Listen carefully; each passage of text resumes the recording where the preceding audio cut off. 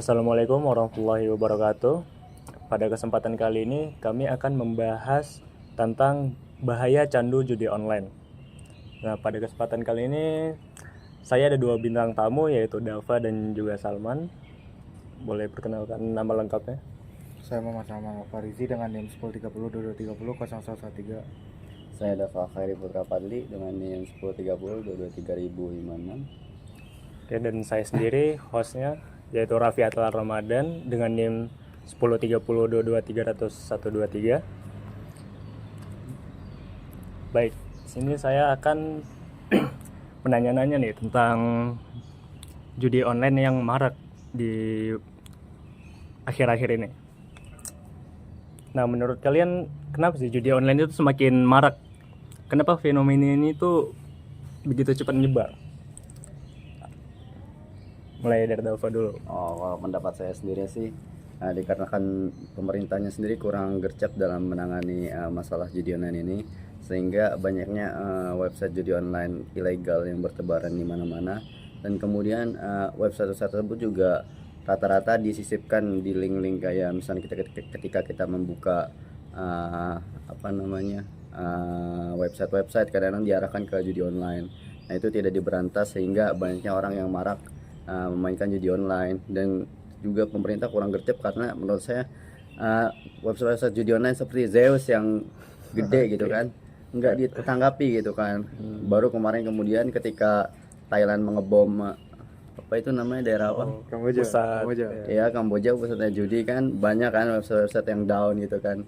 Nah, berarti kan ketahuan gitu kenapa pemerintah tidak gercep gitu, langsung aja gitu bom Kamboja gitu kan.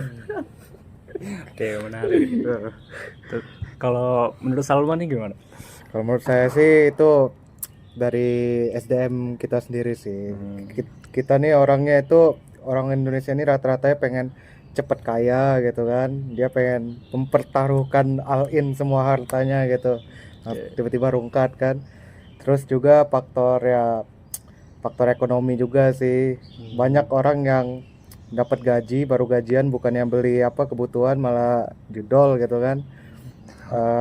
Memang sih kalau saya perhatikan sih itu didominasi oleh kalau kalangan bawah-bawah gitu, kayak tukang sayur itu. Saya pernah beli sayur, dia bukannya fokus jualan gitu, malah main judol kan di websitenya. Itu menurut saya sih sangat sangat miris sih ngelihatnya. Jadi faktor yang pertama ya dari orang itu sendiri sih. Yang kedua ya sama sih, dari pemerintah juga kurang serius menanggapi hal website-website yang bertebaran itu. Tapi itu sebenarnya agak susah juga sih, karena ditumbangin satu munculnya 1000 sih. Emang agak susah sih emang sebenarnya. Benar. Ya, jadi faktor utamanya sih orang sih. Oke. Kalau dari Dava tadi pemerintah yang kurang serius menanggapi hal tersebut. Kalau dari Salman tadi orang pengen cepat kaya gitu. Ya sih, benar juga. Terus menurut kalian nih, judi itu kan disebut sebagai perbuatan yang merusak. Tapi itu bukan merusak hanya secara ekonomi aja, tapi juga merusak spiritual. Setuju nggak? Kalau itu merusak spiritual. Menurut saya sendiri sih ya, dikarenakan kan dengan adanya judi online ini emosi kita itu jadi tidak terkendali gitu. Kadang-kadang kita melampiaskannya ke keluarga kita sendiri, kemudian sehingga keluarga kita tuh tidak nyaman berada di dekat kita. Dan mungkin dengan adanya judi online ini banyak sih kasus di Indonesia yang dimana terjadi pembunuhan gitu kan, hanya karena judi online. Kemudian mereka melakukan pinjol dengan harga yang tinggi, kemudian all in dan langsung hilang gitu kan, sering gitu kan.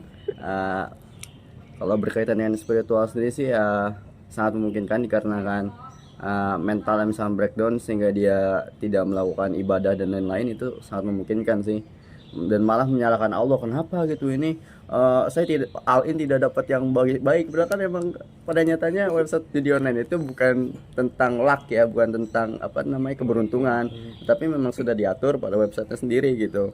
Dan mereka mau menyalahkan Allah gitu kan, atau menyalahkan Tuhan gitu. Kenapa tidak memberikan sebuah jackpot dan lain-lain gitu kan aneh gitu, tapi itu terjadi gitu. Itu sih menurut dari saya sendiri ya. Kalau dari Salman gimana deh? Sama sih, berpengaruh lah itu. Iya. Sama ke mental mereka sih. Mereka ini mental-mental yang main judol tuh ya rakus, greedy gitu kan. Jadinya pengen dia berani bertaruh gitu, menaruh semua hartanya di website yang tentu saja sangat sangat tidak mungkin menguntungkan bagi pemainnya gitu. Dan juga dalam hal spiritual sih ya itu sangat berpengaruh karena tidak sedikit ya pemain judol-judol ini yang bunuh diri gitu akibat dari ya rugi, rungkat ataupun dari pinjol yang gede ya mereka udah depresi, udah pasrah kan ya akhirnya kan bunuh diri kan itu sangat disayangkan sih. Jadi yang dirugikan bukan hanya mereka juga tapi keluarga yang ditinggalkan terus keluarga yang diutangin juga itu kan ya mereka masih ada utang kan istilahnya gitu. Jadi sangat berpengaruh sih di spiritual. Oke. Nah menurut Islam nih, gimana Islam itu mengajarkan cara kita itu untuk menjauhi judi online, atau bagaimana cara kita itu supaya bebas dari judi online walaupun sebelumnya kita tuh udah kecanduan atau udah banyak kali lah ngelakuin judi. Bagaimana kalau menurut Daw?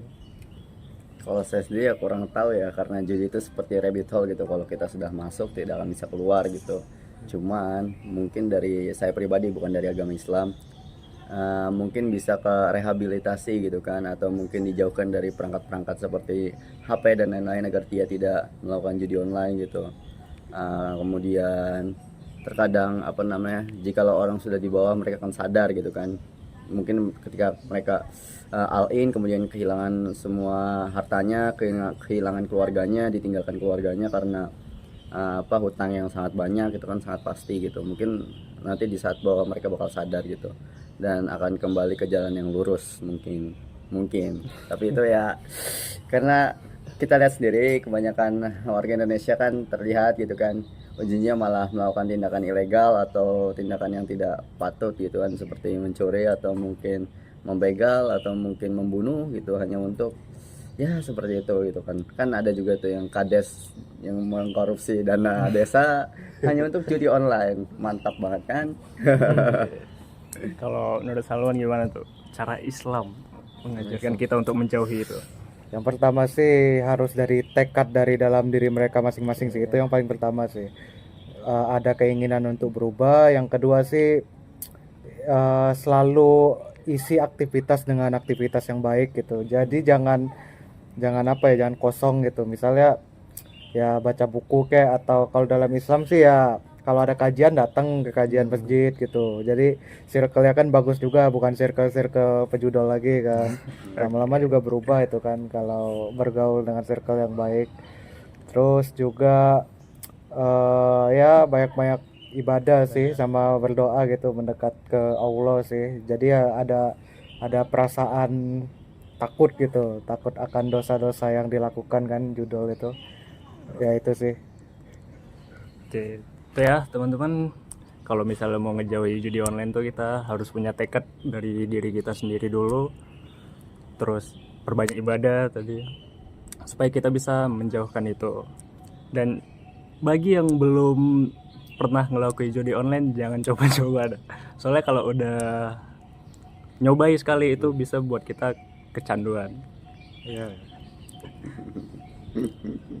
Nah, yang terakhir nih, apa pesan-pesan kalian untuk pendengar kita agar tidak terjerumus ke dalam candu judi online ini? Sebaiknya ya seperti yang Salman tadi berikan, diisi jadwal kita diisi dengan hal-hal yang baik gitu kan, agar tidak masuk ke hal-hal seperti itu. Kemudian carilah circle yang tidak yang tidak menjerumuskan ke dalam hal yang seperti itu gitu, yang tidak baik gitu kan. Karena circle itu sangat berpengaruh. Kadang-kadang kan karena hanya nih coba deh main ini nih jackpotnya gede gitu kan. Terus Kalau sekali dua kali masih dikasih iya, ya. nah kemudian ketika 3-4 kali, aduh, nanti kita lihat sendiri gitu kan, pasti bakal jatuh. Nah, kalau menurut saya sendiri sih, itu dari circle itu benar-benar berpengaruh. Dan sebenarnya ekonomi juga berpengaruh. Cuman kalau menurut saya circle sih, kadang-kadang orang yang emang lagi butuh duit gitu, kemudian tiba-tiba ada temennya bilang ini jackpotnya gede gitu kan, kemudian dia nyoba-nyoba dan masuk gitu. Nah, alangkah lebih baiknya kita cari circle yang lebih baik gitu, yang dimana circle-nya mengisi hal-hal yang baik gitu, kayak belajar dan kemudian sering mengaji dan lain-lain. Wis. Sering mengaji. Kalau dari Salman nih, apa nih pesan-pesan buat para penonton kita nih? Yang Supaya pertama nggak- sih jangan coba-coba sih, yang pertama sih. Walaupun cuman iseng aja lah nih, depo 100 kan gua coba, ternyata untung 200 kan, ketagihan rungkat kan ujung-ujungnya. Pertama itu sih, jangan coba-coba. Yang kedua, eh jangan ada mindset cepet kaya sih, karena semua itu butuh proses gitu. Mie aja butuh dimasak kan, walaupun katanya instan kan. Jadi juga ada tuh McLaren besok tuh udah parkir depan rumah tuh, nggak ada cerita sih, itu mimpi doang sih. Yang ketiga ya, banyak-banyak aktivitas yang baik aja, jangan jangan coba-cobalah intinya. Itu gitu. Oke.